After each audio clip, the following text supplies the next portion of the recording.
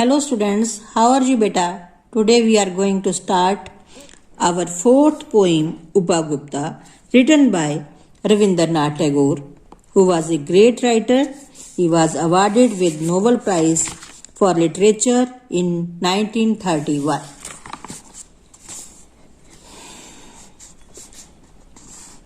बेटा इस पोइम में बहुत ही अच्छा मैसेज दिया गया है कि बाहरी सुंदरता, शरीर की बाहरी सुंदरता जो होती है उसके कोई मायने नहीं होते, बल्कि हमारी आत्मा शुद्ध और पवित्र और हमारा करैक्टर शुद्ध होना चाहिए। बेटा ये पोइम बहुत ही इम्पॉर्टेंट है, ऑलमोस्ट आ ही जाती है। इसको ध्यान से सुनना। इसके क्वेश्चन आंसर्स और इसके जो भी सेंटर आइडिया है वो नेक्स्ट वीडियो में मैं डालूंगी। और अंत तक अगर आप अच्छी तरह से ये मेरी पोइम को सुनेंगे तो आपको, मेरे ख्याल में, आप खुद भी इसमें से बहुत सी लाइन बना सकते हैं। तो let us start our poem Upagupta. Upagupta, the disciple of Buddha, lay asleep in the dust by the city walls of Mathura. Upagupta जो कि बौद्ध धर्म का अनुयायी थे, वो मैंने लेटना, सोए हुए थे। किस पे? मथुरा की शहर में जमीन के ऊपर लेटे हुए थे। लैम्प्स वर ऑल आउट, सारी रोशनी सारी बंद थी, लाइटें बंद थी। डोर्स वर ऑल शट, और सारे दरवाजे बंद थे।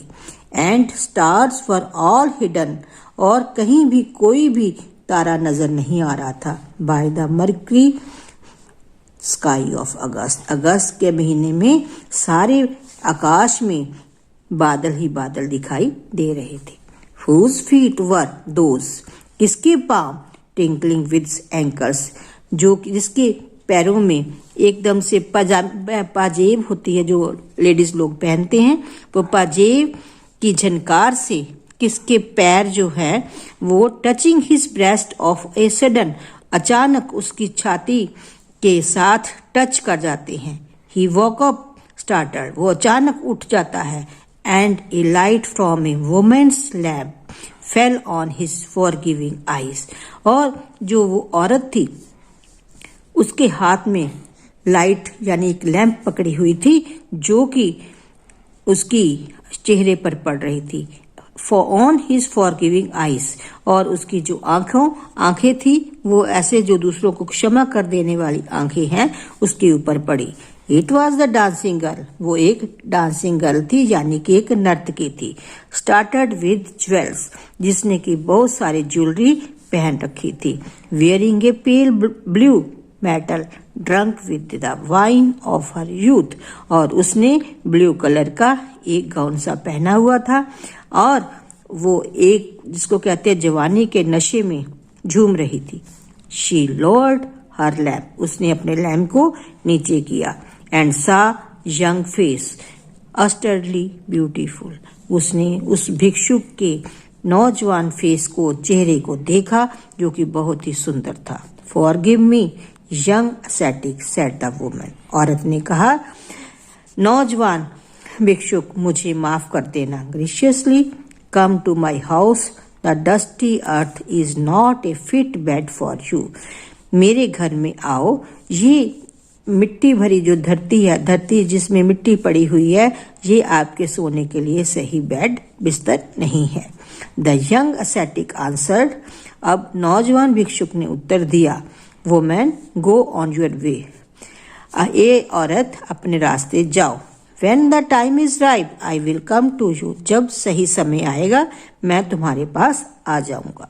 Suddenly, अचानक, the black night showed its teeth in the flash of lightning, अचानक क्या हुआ कि काली अंधेरी रात में बिजली गरजने लगी और चारों तरफ बादलों के गरजने की आवाजें आने लगी। The storm growed from the corner of the sky, अचानक आकाश के एक किसी कोने में से तूफान उठा। And the woman troubled in fear of some unknown danger, और जो औरत थी एकदम से डर के मारे अचानक कांपने लगी। The branches of the way side trees were full of blossoms, और जो साइड्स के ऊपर वृक्ष लगे होते हैं उनकी शाखाओं पर अब जो फूलों की पंखुड़ियां खिल चुकी थी। Gay notes of a flute came floating in the warm spring air from the फे।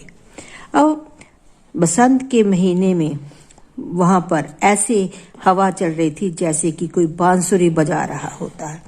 तो हवा के बीच में ऐसी आवाजें आ रही थी। The citizens had gone to the woods for the festival of flower. Festival flower का मतलब होता है बसंत का त्योहार मनाने के लिए जो शहर के नागरिक थे वो जंगल में गए हुए थे। फ्रॉम द मिड स्काई, आकाश के मध्य में, gauge the full moon on the shadow of the silent town. जो शहर था बिल्कुल शांत था और वहां पर आकाश के मध्य में पूर्णिमा की रात को पूरा चांद दिखाई दे रहा था। The young ascetic was walking in the lonely street, और जो नौजवान भिक्षुक था वो अकेला गलियों में जा रहा था। While overhead the love-sick quail uttered from the mango branches their sleepless plaint। अब वहां पर आम के वृक्षों के ऊपर से कोयल की मधुर ध्वनि जो थी वो जैसे कि काफी देर से सोई ना हो ऐसे विरह की आवाज में वो गाना गा रही थी। Upagupta pass through the city gate. Upagupta शहर के गेट के पास से गुजरा and stood at the base of the rampart. Rampart का मतलब होता है किला। दुर्ग के किले के पास वो एकदम से खड़ा हो गया। Was that a woman lying at his feet in the shadow of the mango grove? Mango Grove का मतलब होता है बेटा यहाँ बहुत सारे वृक्ष होते हैं और वहां पर वृक्षों के झुंड के नीचे वो एक औरत वहां पर लेटी हुई थी जो कि उसके पैरों की उसके आम के वृक्ष की शेडो के उसकी छांव के नीचे। Stuck with black pestilence, her body spotted with shores of a smallpox। एकदम से उसकी जो बॉडी के ऊपर ब्लैक कलर के स्मॉल चेचक के दाने जिसके जैसे उसके जख्म हो जाते हैं उसके निशान पड़े हुए थे। She had been hurriedly removed from the town. उसको शहर से बाहर निकाल दिया गया था। To avoid her poisonous contagion, तो ताकि वो और कहीं पर भी उसके जहर ना फैल सके। The ascetic sat by her side। जो भिक्षुक था वो उसके पास बैठ गया। took her head on his knees, और अपनी गोदी में उसके सिर को रख लिया। and moistened her lips with water, और पानी के साथ उसके होठों को गीला किया। and smeared her body with sandal balm, और संदल बाम उसकी बॉडी के ऊपर उसने लगाई। who are you merciful one? asked the woman। औरत ने पूछा हे दयावान तुम कौन हो? The time at least has come to visit you and I am here, replied the young ascetic। नौजवान सन्यासी साधु, या सन्यासी भी कह सकते हैं साधु भी कह सकते हैं, इसमें भिक्षुक भी कह सकते हैं, ठीक है। तो उसने उत्तर दिया कि अब समय आ गया है तुम्हारे पास आने का। मैंने आपको बताया था पहले कि मैं सही समय पर आपके पास आऊंगा, तो वो सही समय अब आ गया है, तो मैं आपके पास आ गया हूँ। आई एम हियर, मैं यहाँ हूँ, नौजवान साधु ने सन्यासी ने उत्तर दिया। तो ये जो पोइम है बेटा, ये हमारी पोइम खत्म होती है। इसमें यही मैसेज दिया गया है कि ये जो सन्यासी साधु था उस उपगुप्ता, उसके लिए एक हमने श्रद्धांजलि दी है इसमें ये कविता लिख के कि वो एक सच्चा सन्यासी जिसने कि एक औरत जिसकी सुंदरता को उस वक्त नहीं देखा बल्कि उस वक्त उसकी सहायता की जब वो उसको जरूरत थी। यानी कि हमें इंसान की जरूरत के वक्त सहायता करनी चाहिए, ना कि दिखावे के बीच में आकर हम किसी की सहायता करें। तो यही पोइम है। तो इस पोइम को आपने अच्छी तरह से मेरे ख्याल में सुना होगा और इसको आपने अच्छी तरह से लर्न भी करना है, इसके क्वेश्चन आंसर्स और इसका सेंटर आइडिया हम नेक्स्ट वीडियो में डालेंगे। और मेरे ख्याल में आपको ये पोइम मेरी समझ आ गई होगी। थैंक यू बेटा, thank you for watching my video. अब मेरी वीडियो को लाइक करना, शेयर करना और मेरे चैनल को सब्सक्राइब करना मत भूलिए। अगर इसमें कहीं भी किसी भी चीज में आपको कोई चीज समझ ना आई हो तो कमेंट के जरिए हमें बता सकते हैं। थैंक यू बेटा।